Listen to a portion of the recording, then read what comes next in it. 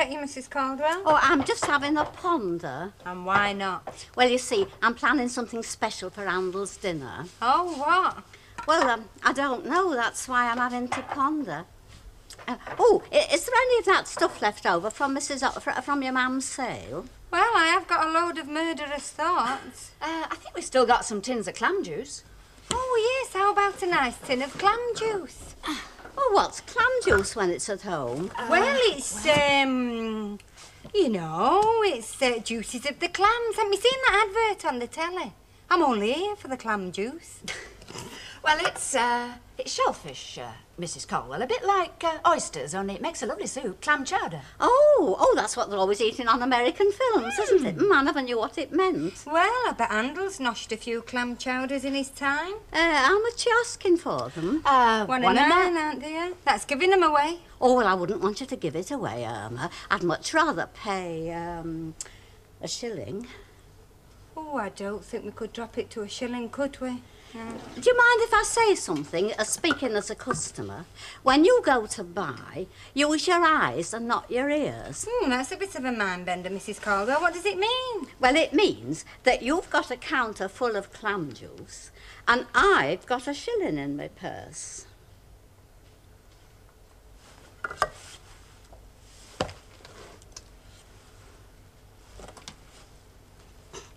Thank you very much. Bye, Mrs. Caldwell. Ta-ra, Mrs. Clegg.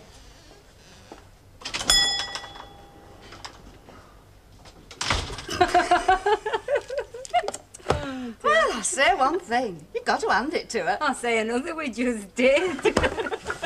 Oh, no, look at this lot, honestly. When have I got a long lunch hour? Tomorrow. You're going somewhere? Well, I thought if it was a nice day, I might go round and throttle my mother. Morning, men. You got a good answer to that? No. Well, chuck some at him. Oh, talking about money. Oh, who's talking about money? Irma, if you want me, I'll be in the back. Right. Thanks, Maggie. It still stands, does it, this partnership thing with Maggie? Yeah, she's chucked a little mint balls now. She knows. She's got used to the idea, you know. I was just checking, before I go around and give my mate the buzz about the money. Yeah, Billy, I've been thinking, this mate of yours, what is he? He's straight, love. Don't get your knickers in a twist. He's in the wholesale meat game. He's loaded. He just likes a nice, safe investment, that's all. There you are. 10 bob towards our next night out on the town. You've been cutting down on something? Yes, nights out on the town. How did you do with Lucy last night? Oh, fine, thanks. Where'd you go? We went to this den of iniquity.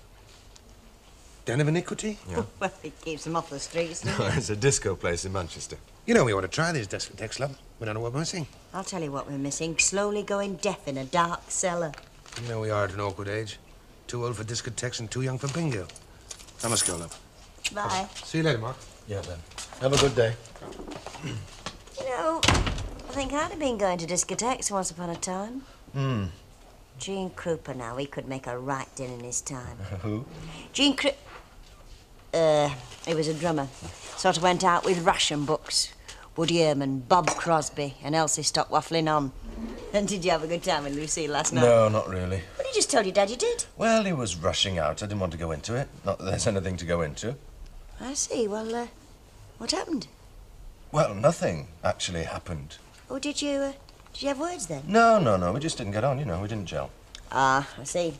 Well, never mind, Mark. That's the way it goes. She's a funny sort of girl, though, isn't she? I mean, she's all right when you first meet her, but when you get to know her a bit... I don't quite know what you mean. I mean, I've known her all her life. Well, perhaps it's different for you.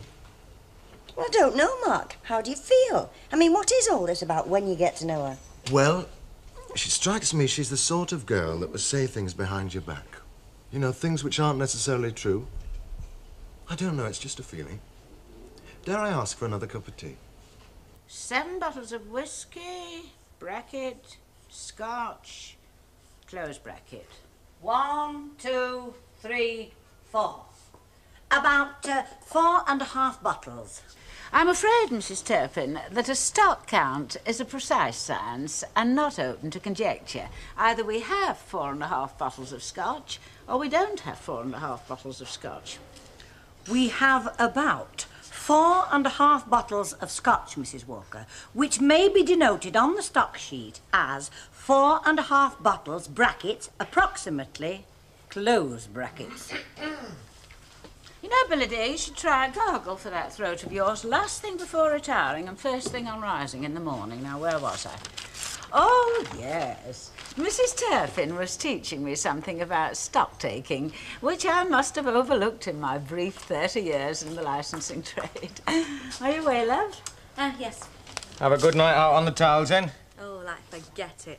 Well, if you will, go cradle snatching. Cradle snatching?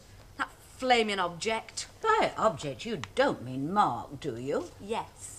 Look, Lucille, you should consider your words more carefully. I'm very surprised at you and disappointed. A nice, pleasant young man like Mark. Yes, well, if nice, pleasant young Mark was the last lad on earth, your disappointing Lucille will be the last person in the queue.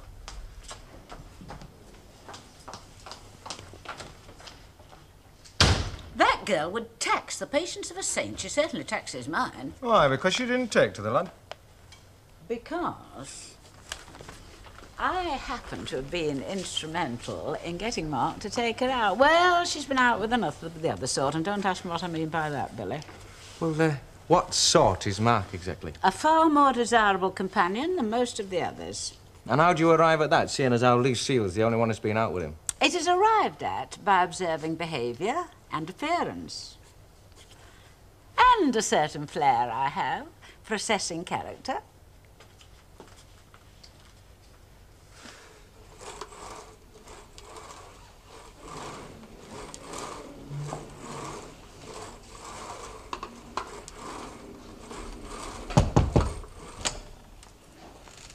Hello, I'm glad I found you in. Oh, hello, Mr. Tatlock. Are you on your own? By the left, I'll have to sit down. You don't mind, do you? Oh, are you all right, Mr. Tatlock? Oh, I'm a lot better. I've come round a lot since I heard. Would you like a cup of tea? No, thanks, love. No, I reckon you'd better sit down too. Why, has something happened? It's not Ina, is it? Oh, no, it's not like that. Damn sight worse, if anything. Oh? Yeah, so I'll come straight to the point. You see, I've always been one that's rushed bald-headed into things. It might be a bit blunt sometimes, but I reckon if there's out to be said, it's better to come right out with it. I've always lived by calling a spade a spade. Where were I? Coming straight to the point. Oh, why? Well, I've just heard from certain sources a bit of disturbing news. Oh, I see. But you don't. You don't see at all, because you are the victim of the deception. You're being deceived, downright dowdily deceived. Oh, is it anyone I know? Look, it's that handled Garside, that's who it is. Oh. Oh, I'm sorry, love, but I felt duty-bound to tell you. Well, he told me his wife was dead. Eh? Well, it is his wife, isn't it? It's not another woman. Oh, it's got naught to do with women. But you told me I was being deceived. Minnie Caldwell, you are in the clutches of a conscientious objector. Handler? Yeah, he's played you for a right potato and no mistake. A conscientious objector. Oh, I didn't know. No, of course you didn't. He's not going to tell you that he were one of them cowards that ignored Kitchener's call for king and country. Cowards can't stand contempt, you know, no matter how fully justified. Well, you're entitled to your opinion, Mr. Tatlock, but I don't share it. Oh, what the heck are you talking about? She's not an opinion, it's a fact. No, it's not. It's an opinion, and I've got mine. Oh, and what is it? The same as Armistead's. He used to say that conscientious objectors had the courage of their convictions, and they were prepared to be put in prison for them. Look, being in prison were like a billet in Blighty compared to the comforts of a trench. And if you call that courage, what do you think them lads were using out there on the Somme and at Passchendaele and God knows where else? Hello, Minnie. Morning, Mr. Tatlock. Look, millions died for a war to end wars and make this country a fit for heroes to live in. And folks like him were sitting on the backside waiting to collect the lot. Oh, it all happened such a long, long time ago, Albert. I see no good coming of raking up the old bitterness. Look, as long as it's in living memories, I don't care two tin fiddles how long ago it were. It's as clear as yesterday to me because I did naught to be ashamed of. Well, I know we won, only I've never really been quite sure of what it was we won. The war. It didn't end wars, though, did it? And it didn't really make a land fit for heroes to live in. Oh, I know. I've heard all that about fellas dying for nought. Oh, our Mr. used to be very upset about that. He knew a little poem about a battle hundreds of years ago. Look, the song's got nought to do with little poems. What good of it came in the end, said little Peterkin. Well, that I cannot tell, said he, but was a famous victory. Why? Aye. Oh, very clever. Very, very clever indeed. Now, look, I can't recite poems, but I can sing It's a Long, Long Way to Tipperary without the words sticking in me gullet. And that belongs to you.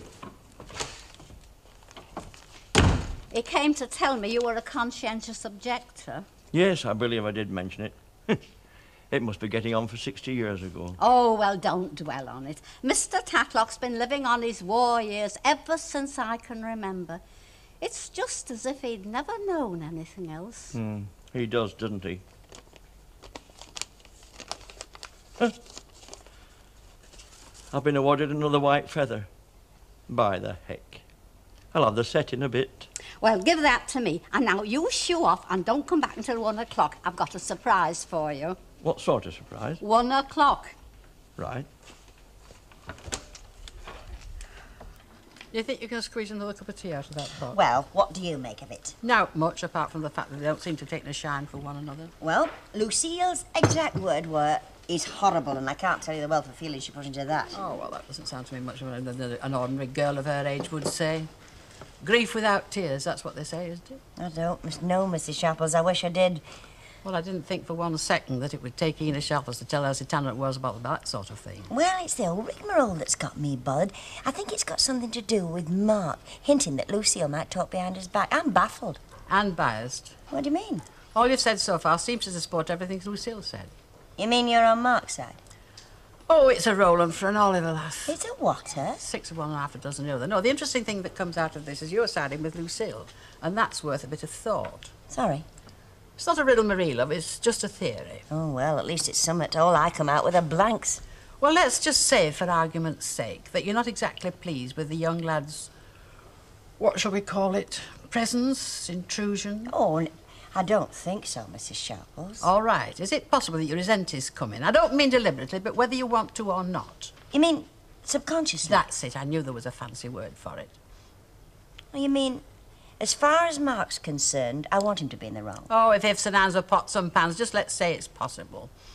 Yeah? Yeah, Mrs. Sharples, it could be possible. Deep down in the dark recess... Look, I've been closer to Lucille than most, and I'm very fond of her. I'm very fond of her indeed, but I'm not blind to the fact that that girl knows how to start a rumour when she's a mind to. Audrey Fleming and that niece of yours had a basin full. Yeah, I know.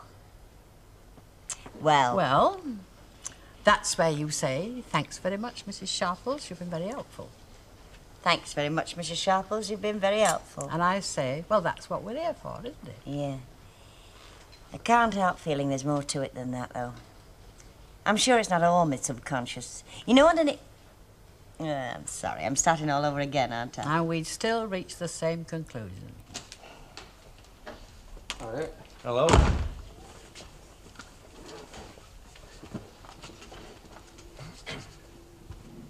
Viola.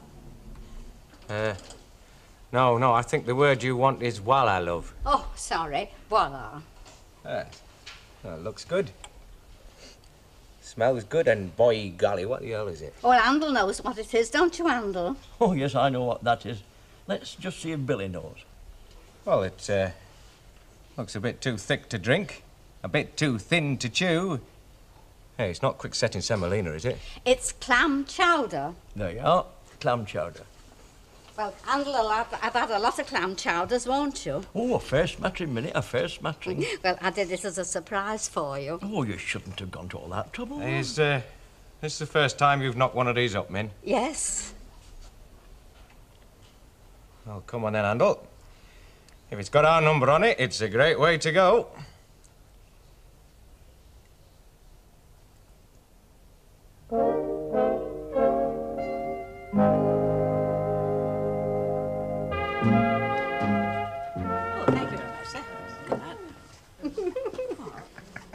What do you keep having private little jokes for? Yeah.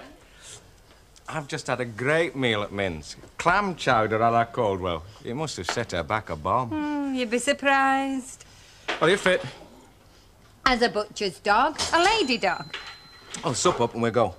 Sup up? I always was a smooth talker. Do you think Omar Sharif ever says sup up? Don't be daft, he's an Arab. They don't have any thup to thup up with. Where are you shooting off to, then? Smithfield Meat Market. No, seriously. See, nobody believes a liar even when he does speak the truth. Come on. See ya. See ya. Afternoon, Mrs. Walker, Mrs. Turpin. Hello, Lucille. Everything all right? No, suddenly I feel sick. Oh, I'm sorry. Would you like a drink? Might settle your stomach. You know what you are? You're spooky. That's what you are, spooky. Sorry? No, spooky. Goodness knows I'm Starting. reasonable, Yes. Lucille. What? But I do think you might make a concession to courtesy. Courtesy? By keeping a civil tongue in your head. You're on his side, aren't you? It's no question of taking sides, but I'm tempted to do so in the face of your behaviour. Thank you very much. No, miss. I'll thank you to refrain from childish outbursts and not make Mark the object of a verbal vendetta. Either end it or mend it. If it was up to me, Auntie Annie, I'd exterminate it. I'm dreadfully sorry, Mark. I really must apologise for Lucille's behaviour, though, frankly, I'm loath to apologise on behalf of that young madam. Well, perhaps I'm to blame. I don't know what it was I did or said, but it must have been very serious to make Lucille so upset. Oh, I doubt if you've anything to reproach yourself with. Well, I don't think she'd listen to me. But if you could apologise for whatever it was, I'd be deeply grateful, Mrs. Walker. Of course. Thank you very much. Yes. Now, that's what I call a polite, considerate and well-mannered young man. Oh, he's a nice boy, Mrs. Sharples. He really is. Yeah. He's almost too good to be true. Look, as young lads go today, there's nothing wrong with them. And as young lasses go, she's all right, too. I don't understand why you're getting so upset because I've had a bit of a squabble. I don't know. I wish I did. It's as daft as that. Elsie, let me ask you something. No, before you do, let me ask you something. Something that's been bothering me. What? Does Mark like me? Has he said so? Yes, he likes you. Well, has he said that to you? Look, I think he's gone overboard for you. I think he more than likes you. All right? Do you like him? Do you get on all right? Yes. Yes, I think we get on all right, but do you ever get the impression that I resent his presence? That you do? Yeah, in a sort of, subconscious way. No. No, I never get the impression that you... I don't know, whatever it was. That's all right. You've answered my question. Listen, I feel like blowing some of that money we've spent on a night out tonight. What do you say? You're on. Right. Hello, Dad. Hello. Elsie? Mark, do you mind being left to your own devices tonight, Elsie and I thought we might go out? Oh, no, I'll be all right. You going somewhere special? No, I don't think so. Going clubbing's a little expensive, isn't it? Yes. You know what I haven't done in a very long time? What? Sat in the back row at the pictures. Well, you're never too old, are you?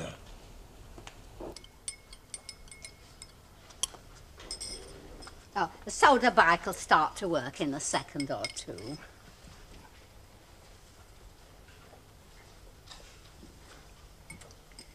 Well, it's time-honoured and tested for this sort of task. Oh, and I am sorry. You've nothing to reproach yourself with. Well, it can only be my cooking that gave you heartburn. Now, that's one suggestion I'm not prepared to entertain. I had a meal in a million, a real feast. But it still gave you heartburn. Only because my tummy must have had a bit of a shock to see such good food coming down the tube. Ooh, that's an improvement. God heals and the doctor takes the fee. Has it gone? It's going. Now, come on, love. You've been on your feet for hours. Sit down for a bit. Oh, well, I suppose I can leave the washing up for a while. Oh, we'll soon polish that off. I'm a dab hand when it comes to drying. Oh, no, I wouldn't allow you to dry the dishes after I've invited you to dinner.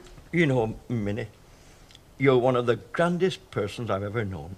Oh, I'm not really. I'm stiff with faults when you get to know me. There's only one that springs to mind, and that's running yourself down when there's no cause. Well, it's very nice of you to say so, only I do have a lot of faults. There you go. You're doing it again, running yourself down. Sorry. There's another thing I'd like to mention, but I'm afraid of hurting your feelings. You didn't really take to me clam chowder, did you? Only, you see, I had to use cod instead of pilchards I on meant account... every syllable of every word that I'd had a meal in a million. Oh, well, I enjoyed it, and it was no bother. Well, perhaps it's because I'm not much of a one for a fuss. Invitations to dinner, best bibs and tuckers and all that. Oh, I thought you'd like it. You know, Minnie, I'd rather be your friend than your guest. Well, I mean, friends can call at any time, can't they? And I'd feel much more at home with you. And I hope you'd feel more at home with me. So let's start from now on a fresh footing. You wash, and I'll dry.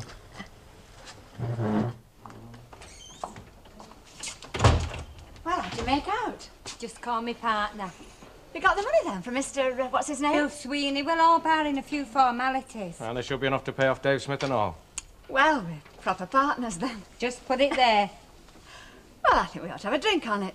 I'll drink to that. Oh. Is, port all right? Is that the complete range? Afraid so. Oh, well, any old port in a storm. Hey, that's not bad for off the cuff, is it? What? It's side splitting. Do you mind if I say something? Try stopping No, if I say something about partnership, speaking from my vast experience. See, I think the rot always sets in when one partner thinks that the other partner isn't pulling his weight. Well, that's today's little gem. Right, well, what shall we drink to? The future? Well, how about a toast to, one day at a time? One day at a time. The Duke of Lancaster. I'm waiting out here to be the service. Oh, the phantom foghorn strikes again. Oh, Mr. Note, that was 2 stone stomachs while you were in here drinking. Celebrating, Mrs. Sharples. Me and Irma's just become 50-50 partners in the shop. Oh, I see. You got time for a glass of port, Mr. Sharples? I'll not refuse. Billy, I've not thanked you properly, have I yet? Well, you know, for getting me the loan and that. Well, here's wishing you both very well in your new business arrangement. All the very best now. Thanks. Same to you, Mrs. Sharples. What do you mean? Thank me properly. Well, there's a bit on account. What? You don't mind my being here, do you? Not at all, love. The place will be all yours in a few minutes. No. I mean, you don't mind me staying here with you and my dad. I mean, I know I've mentioned this before, but... Oh, why should I mind? What made you ask? Oh, I don't know. It's just a feeling. I can't put it into words. I think you and me have the same problem, Mark. My dad? Plus a feeling of something that we can't put into words. You know, I think the trouble is we need time to get it to know each other. That's it. The whole trouble is time. Well, I hope you and my dad have a good time tonight. Oh, by the way, I was right about Lucille. She's been on at me all day to apologise for that crawling gut's ache. Mark, of the beast. Well, I don't know. He seems a very nice lad to me. That's all I keep hearing. Nice lad. Nice lad. Do you think I'm telling lies? Oh, don't involve me, love. Mrs. Walker's in a pink fit over you and Mark. I didn't say that. I said, do you think I'm telling lies? Look, if my Cyril had to answer that question, I know exactly what he'd say. He'd say it takes 2 to tango. Evening, Mrs. Sharples. Good evening. You want to give your coat a flick, you've got a feather stuck on it. Oh, it's pinned on. Well, I knew feathers was back in fashion, but that's straight off a pigeon. It's a sort of medal. Excuse me, but I won't be seen in the company of a conchi. You ought to come round to Flying Horse sometime. There's 3 North staffs, 2 bantams, and a couple of Lancashire Fusiliers do the drinking, do you? You sure, Mrs. Sharples? Yes, please. I was just watching your son with young Irma there. I think there's something blossoming between those 2. I beg your pardon. Oh, I've been watching them mooning at one another for a day or 2 now. I'm very pleased. I think they'll make a lovely couple. In your realms of fantasy, perhaps, Mrs. Sharples. But down here on Earth, over my dead body.